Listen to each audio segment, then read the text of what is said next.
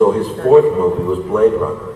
And in Blade Runner, he was not the resounding hero. He was getting his ass kicked every time he turned the corner by a replicant. I mean, they were just kicking the hell out of him. The women were kicking the hell out of him, and he would beat them, but he was getting beat up every time he turned around. Even in the final moments, you know, he was saved by a replicant. So they didn't accept that movie. Well, the audiences, the Harrison Ford audiences hated it. So it kind of went away very quickly.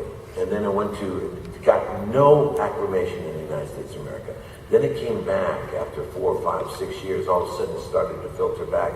And now today, 30 plus years later, it's become one of the most prestigious and most extraordinary pieces of work.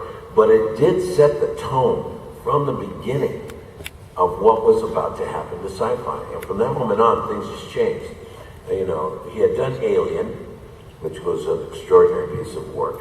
And then Blade Runner had just taken it to the highest level. And so Battlestar has done the same thing for television and for storytelling. Now, we discussed how television changed after 2003, after Battlestar came out. It changed the course of Dark Knight, and all the Batman went very dark, very real. Everything started to go dark and real. Everything.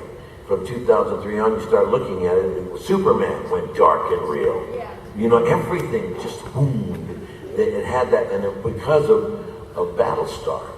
And I think sci-fi will only learn from its mistakes. The mistake it did was to destroy the sets for Battlestar. The biggest mistake they did was selling everything out, because they're going to want to make more money. That's all they care about. And they know as well as I do that this franchise is not dead. It's far from it. You know, Glenn Larson.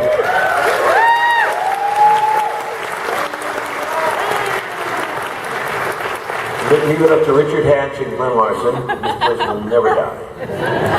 He'll go on being the most prolific story ever told. And Glenn deserves it. I think he really does. I think you created a world that, of course, was reimagined. But boy, what a world it is. It's an extraordinary experience of understanding technology and the human species. The singularity is coming very quickly.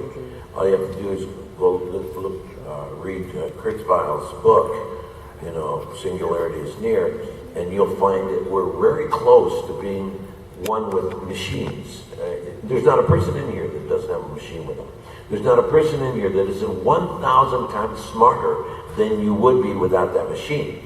Without that phone in your pocket. We are naturally dummies. I mean, when I Google, I feel smart. 1492. I'm not kidding you. I can recite the entire Declaration of Independence. Shit, I can read the Bible. 400 read by Siri. Yeah. So you ask about the impact and if sci-fi will, you know, move forward. And of course, I mean, sci-fi